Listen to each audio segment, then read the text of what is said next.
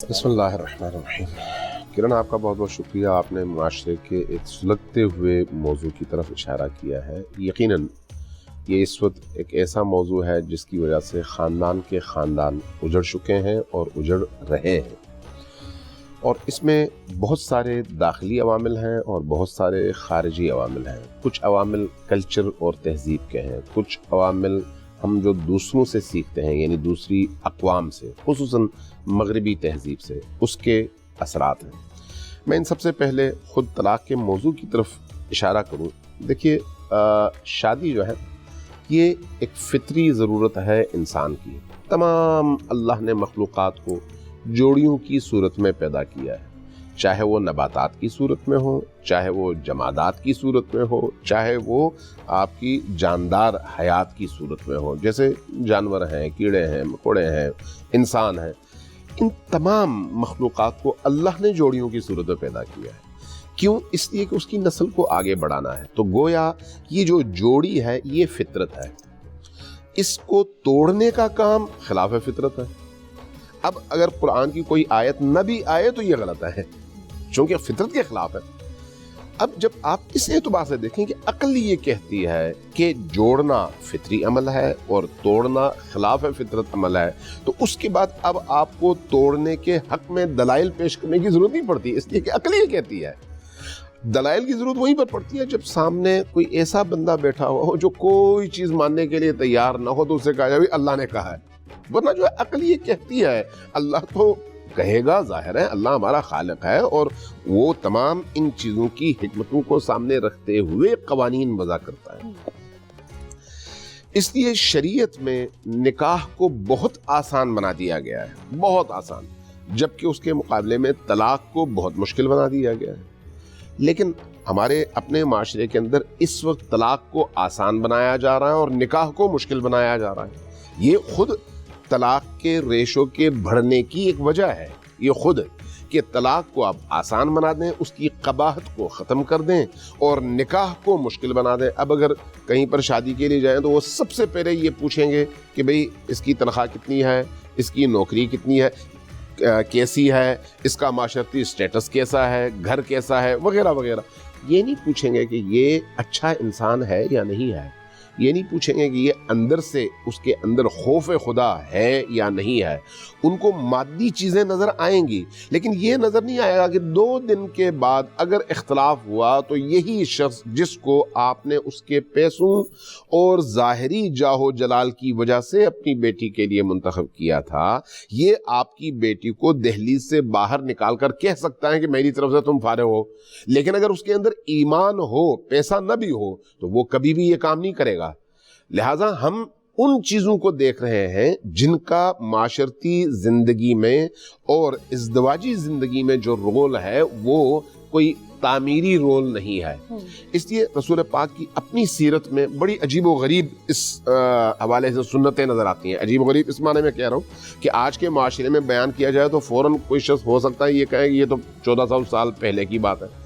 हज़रत फ़ातिमा ज़हरा सलामुल्लाह अलैहा के रिश्ते के लिए कुरैश के एक सरदार का जवान बेटा आया और आके बैठा और कहा कि या रसूलल्लाह मैं रिश्ते के लिए आया हूँ। रिश्ता मांगना ज़ाहिर है कोई जुर्म नहीं है, सही है। लेकिन उसने अगली जो बात की, रसूल करीम खामोश रहे। अगली जो बात की वो ये कि या रसूलल्लाह मेरे पास इतने सुर्ख ऊँट हैं, इतने बागात हैं, इतने महलात हैं, मैं आपकी बेटी को बहुत खुश रखूँगा। जब ये कहा तो रसूल करीम सल्लल्लाहु अलैहि वसल्लम के चेहरे अक़दस पर रिवायात के मुताबिक एक जलाल की कैफियत नमूदार हुई।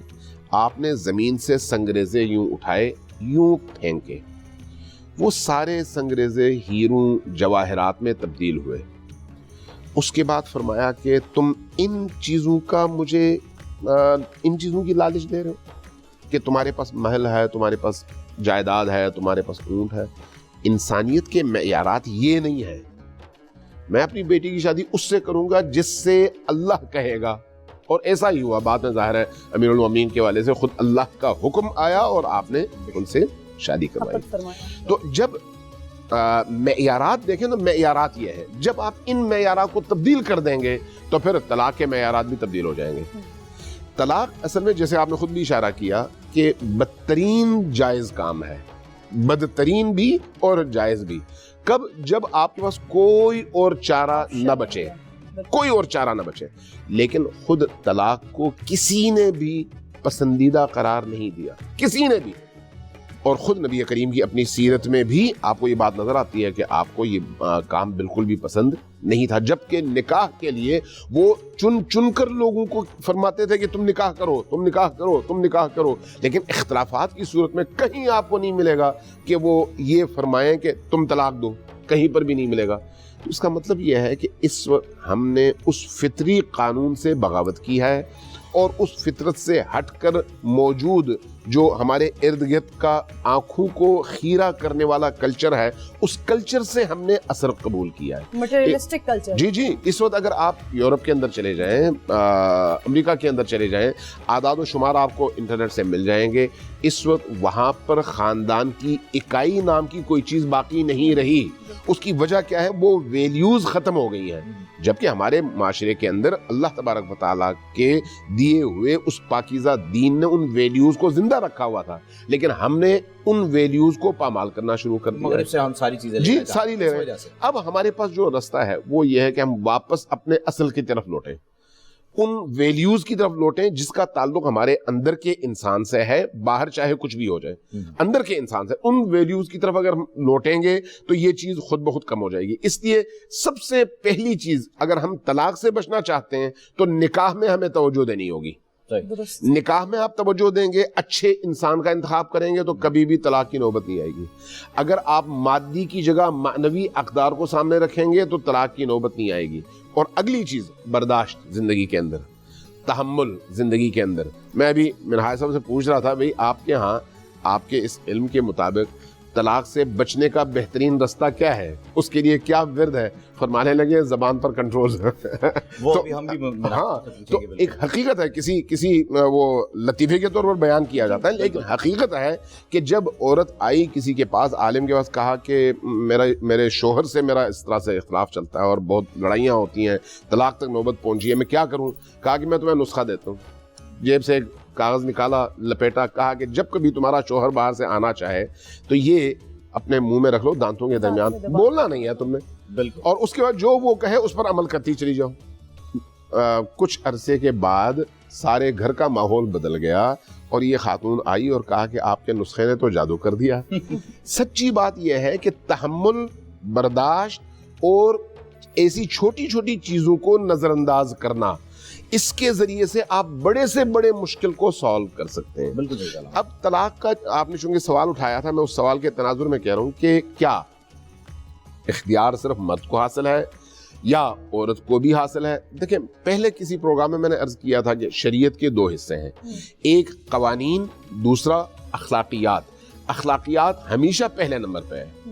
اخلاقیات جہاں پر کام نہ کریں اور ایک دوسرے کے حقوق کو پامال کرنے کی نوبت آئے تو وہاں پر قوانین کی ضرورت پڑتی ہے.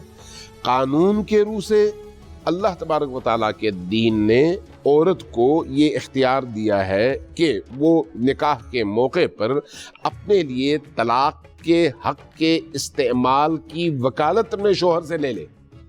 کیوں؟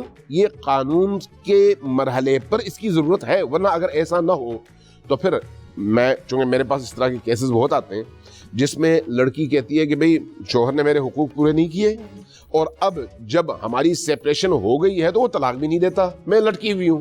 تو یہاں پر اگر عورت کے پاس اس کے طلاق کا حق نہ ہو تو وہ پوری زندگی لٹکی رہے اور شوہر اس پر ظلم کرتا رہے, وہ تو اپنی اگلی شادی کر کے اپنا گھر بسا لے گا. اس کے لیے علامہ صاحب خلا کی شرط بھی تو استعمال کی جا سکتی ہے, خلا کی معاملات, لیکن وہ بھی تو آخر مشروط ہے نا کہ شوہر راضی ہو. بالکل, شوہر اگر راضی نہ ہو تو کیسے خلا ہوگی؟ شریعت میں عورت کے پاس حق حاصل ہے کہ وہ طلاق لے سکے. میں اسی لیے کہہ رہا ہوں کہ اخلاقیات میں اس کی کوئی گنجائش نہیں ہے, لیکن جہاں پر اخلاقیات سے بات نہ بنے وہاں پر پھر قوانین کی ضرورت ہوتی ہے. جہاں پر قوانین کی ضرورت ہوتی ہے وہاں پر اللہ نے یہ اختیار عورت کو دیا ہے کہ وہ یہ حق نکاح سے پہلے اپنے نام لے لے, شوہر کی طرف سے وکالت دے, تاکہ اگر کل کو ایسی صورتحال پیدا ہو تو وہ اپنا یہ حق استعمال کر سکے. لیکن یہ کب ہے؟ ریئل کیسز میں, ریئل کیسز, ہمیشہ نہیں. انسان کو چاہیے کہ طلاق کا تذکرہ بھی نہ آئے بلکہ اس کا بیہیویئر ایک دوسرے سے جوڑنے والا ہو, تاکہ اس طرح کی کوئی بہت زبردست جو ہے علامہ اگر صاحب آپ مجھے تھوڑی سی اجازت ہے میں اس کی مزید تھوڑی سی ڈیٹیل میں جانا چاہتی ہوں. علامہ صاحب ایک تو آپ نے کہا کہ ریئر کیسز میں, دوسرا آپ نے کہا کہ حق لے لے, تو یہ بتائیے گا کہ 3 طلاق ہوتی ہیں, کیا ایک طلاق کا حق عورت کو دیا جا سکتا ہے, عورت لے سکتی ہے؟ دوسرا آپ نے کہا ریئر کیسز میں, تو یہ کیسے معلوم ہو کہ نکاح سے پہلے وہ کون سے ریئر کیسز ہوں گے جس میں آپ کو محسوس ہو جائے کہ ہاں جی یہاں پر ایسا لگتا ہے کہ یہاں پر طلاق کا حق عورت کے پاس ہونا چاہیے؟ اور اگر نوبت یہ آتی ہے تو پھر تو والدین کو شادی کرنے سے پہلے یا نکاح کرنے سے پہلے ہی سوچنا چاہیے کہ کس گھر کے اندر وہ نکاح کر رہے ہیں بیٹی کا. یہ تو بنیادی اصول جو کہ آپ نے بتا دیا. بنیادی میں اصول بتاتا ہوں آپ کو. اگر 2 بھائیوں کے درمیان بھی کسی معاملے میں کاروبار ہو رہا ہو تو قرآن نے کیا کہا؟ ایک دوسرے سے لکھت پڑھت کرو. لکھت پڑھت کی ضرورت کیا ہے بھائی؟ وہ میرا بھائی ہے, میرا اعتماد ہے اس پر, اس کا مجھ پر اعتماد ہے. قرآن کہتا ہے نہیں, اعتماد کافی نہیں ہے, کسی بھی وقت یہ اعتماد ٹوٹ بھی سکتا ہے. یہی کیفیت آپ کے معاملات میں, شادی کے معاملات میں ہے. یعنی آپ شادی کرتے ہیں جوڑنے کے لیے, لیکن کل کا کسی کو نہیں پتا. جب نہیں پتا تو پھر قوانین پر آپ کو پورا عمل کرنا چاہیے. قانون یہ ہے کہ عورت کو بھی اس کا حق حاصل ہو کہ کل خدا نخواستہ اگر کوئی ایسی صورتحال پیدا ہو تو اس کی حق تلفی نہ ہو. یعنی عورت کو بچانے کے لیے شریعت نے یہ گنجائش رکھی ہوئی ہے. جب شریعت نے یہ گنجائش رکھی ہوئی ہے تو آپ کا کلچر اس بات کی اجازت نہیں دیتا. مسئلہ ہمارے کلچر کا ہے, اور ہمارا کلچر کیوں اجازت نہیں دیتا؟ اس لیے کہ ہم نے کلچر اڈاپٹ کیا ہے ان لوگوں سے جو شوہر کے مرنے پر بیوی کو بھی اس کے ساتھ دفن کرنے کے لیے تیار ہوتا تھا. ہندوستان کا ہاں, ہندوانہ کلچر. چونکہ اس کلچر سے ہم متاثر ہیں, اس لیے یہاں پر عورت کے حق کے حوالے سے ہمیں پریشانی شروع ہو جاتی ہے. ورنہ شریعت کا دل نہیں ہے, شریعت کے جذبات نہیں ہے. شریعت عقل کی بنیاد پر فیصلے کرتی ہے جس میں کسی کی ذرہ برابر حق تلفی نہیں ہو سکتی. لہٰذا سب سے پہلے جب کہا گیا نا توکل کرو, تو توکل تب ہے جب آپ اونٹ کی ٹانگیں باندھ دیں, اس کے بعد جو اللہ پر توکل کریں. تو قوانین پر آپ عمل کریں, اس کے بعد طلاق کا لفظ بھی زبان پہ نہ لائیں, بہت اچھی بات ہے. لیکن اگر قوانین پر آپ عمل نہ کریں تو کل کو جب مشکل پیش آئے گی تو وہاں پر عورت بیچاری رولتی رہے گی. بڑی خوبصورت بات کر دی علامہ صاحب آپ نے کہ یہاں پر جو لوگوں کو یہ ایک ٹینشن رہتی تھی, ایک کنفیوژن رہتی تھی کہ بھائی یہ تو صرف آدمی جو ہے وہ 3 مرتبہ اس نے طلاق کہہ دیا, اور بس عورت جو ہے وہ زندگی بھر اگر آدمی کوئی کام صحیح نہیں کر رہا ہے تو طلاق کا حق ہی نہیں رکھتی. یہاں پر تو شریعت آپ کو اجازت دے رہی ہے کہ آپ کے پاس حق حاصل ہے. اور فہیم ایک اور بھی بڑی خوبصورت بات علامہ صاحب نے کی, جہاں پر عورت کے حقوق کی بات کی, جو کلچر ہم نے اڈاپٹ کیا ہوا ہے, یعنی غیر مسلموں کا, ہندوؤں کا جو کلچر, ہندوستان کا کلچر ہم نے اڈاپٹ کیا ہوا ہے, وہاں بیٹیوں کو زندہ گاڑنے کی روایات بھی ملتی ہیں. آقا علیہ الصلوۃ والسلام کے دور سے پہلے جب وہ آئے تھے اس وقت بھی وہ ملتی رہی ہیں. پھر اس کے بعد وہاں پر یہ انہوں نے بات کی کہ جب شوہر مر گیا تو اس کے ساتھ بیوی کو بھی جلا دیا جاتا تھا. لیکن یہاں پر عورت کی حرمت, یہاں پر عدت اسی وجہ سے دی گئی ہے کہ عورت عدت میں ہو, سوچ لے, فیصلہ کر لے, اور اس کے بعد دوبارہ وہ دوسرا نکاح کر سکتی ہے. اس کا حق محفوظ, جینے کا حق اس کے پاس رہے, شوہر کے مرنے سے اس کا یہ حق چھنے نہیں. پرنور سحر اور ذکر خدا, نبیوں کی مدح سرائی. پیغام سنا اے باد صبا, پرکیف ساتھ آئی. پوشیدہ ہے ایمان کی راہ اللہ کی کتاب مقدس میں.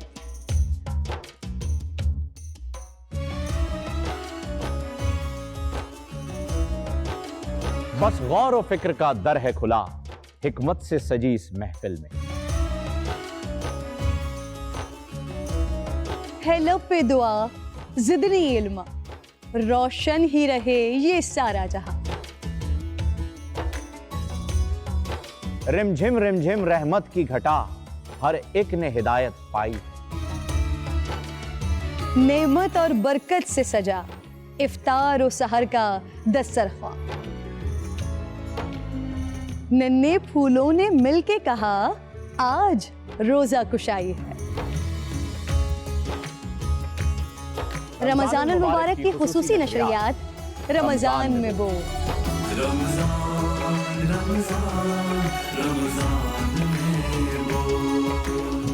رمضان المبارک کی خصوصی نشریات رمضان میں بول, فہیم خان اور کرن ناز کے ساتھ روزانہ صبح 3 بجے سحر ٹرانسمیشن اور شام 5:30 بجے افطار ٹرانسمیشن صرف بول انٹرٹینمنٹ پر.